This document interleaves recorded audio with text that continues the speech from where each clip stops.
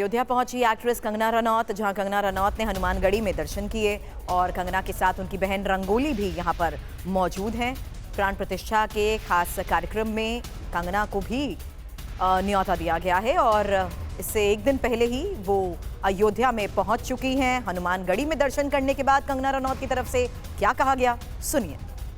हम सफाई के लिए प्रेरित करना चाह रहे हैं जनसाधारण को, मगर यहाँ पे बहुत ज्यादा भीड़ हो चुकी है। तो जिस तरह से मैं सफाई करना चाह रही थी वैसा तो नहीं कर पाऊंगी शायद, लेकिन फिर भी मेरा ऐसा मन था कि मैं हनुमान जी के मंदिर में आके सफाई करूँ। कैसी लग रही कंगना जी अयोध्या? अयोध्या हर जगह फूलों की सजावट हो रही है, लोग भक्ति में भजनों में लीन है। ऐसा लगता है जैसे ये सच में देवलोक बन गया हो। धन्यवाद।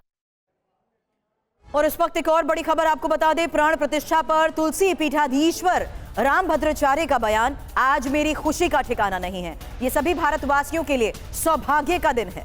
राम मंदिर निर्माण पर पंडित धीरेन्द्र शास्त्री ने भी खुशी जताई है। आज सभी के लिए सौभाग्य का दिन है। मेरे हर्ष का कोई ठिकाना नहीं है। दो प्रतिज्ञाएं, पहली कि श्री अयोध्या में कथा करने तब आऊंगा जब राम जन्मभूमि का निर्णय हो जाएगा, एक। और दूसरी प्रतिज्ञा की थी कि अपनी राम कथा में श्री राम राज्याभिषेक का उत्सव तब करूंगा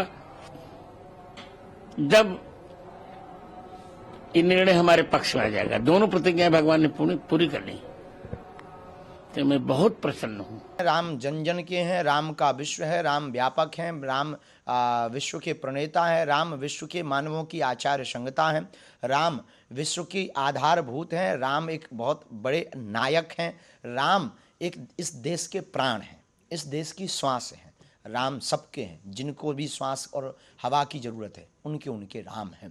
पहले लोग कहते थे कि राम लला हम आएंगे मंदिर वहीं बनाएंगे, अब बन गया है भगवान की कृपा से। राम लला आ रहे हैं 22 तारीख को और हिंदुओं को जगा रहे हैं हनुमान जी की कृपा से। OTV 9 से बोले श्री श्री रविशंकर, ये हमारे लिए गर्व का पल है। प्राण प्रतिष्ठा पर मालिनी अवस्थी की तरफ से क्या कहा गया, सुनिए। उन्होंने कहा कि सदियों की प्रतीक्षा पूर्ण हुई। This is a great moment. A temple has resurrected from that place after 500 years. Naturally, there is a great sense of celebration in the whole country. And now we have to unleash that emotion which they have been holding back for 5 years now. ये कितनी प्रसन्नता की बात है कि जिस क्षण की सदियों से प्रतीक्षा थी, हमारे रामलला वास्तव में अब अयोध्या में अपने मंदिर में, अपने भवन में स्थापित हो गए, गर्भगृह में स्थापित हो गए। 22 जनवरी को तो हम सब अपनी आंखों से उस प्राण प्रतिष्ठा के सुअवसर को देखेंगे, किंतु रामलला गर्भगृह में विराजमान हो गए और ये विराजना एक ऐतिहासिक घटना हमारे लिए तो आज प्रकाट्य हो गया भगवान राम का। प्राण प्रतिष्ठा से पहले साध्वी रिदम्बरा का भी बयान आया, हम सबके लिए गौरव का दिन है। 500 साल के संघर्ष के बाद ये दिन आया है। राम मंदिर पर उमा भारती की तरफ से क्या कहा गया, उन्होंने कहा कि राम मर्यादा के आदर्श हैं। ये हम सबके लिए बड़े गौरव का विषय है। 500 साल के संघर्ष की यात्रा के बाद हमने ये समय पाया है कि हमारे रामलला मंदिर में विराजेंगे। और मैं आपको बता दूं, भारत के बहुत सारे ऐसे भी लोग रहे जिन्होंने इस संकल्प की पूर्ति के लिए जूते नहीं पहने, सर पे पगड़ी नहीं पहनी, लोगों ने अन्न का त्याग किया, कई स्त्रियों ने केश खोल कर रखे इस संकल्प के साथ कि हमारा संकल्प जब पूरा होगा भगवान का मंदिर बनेगा।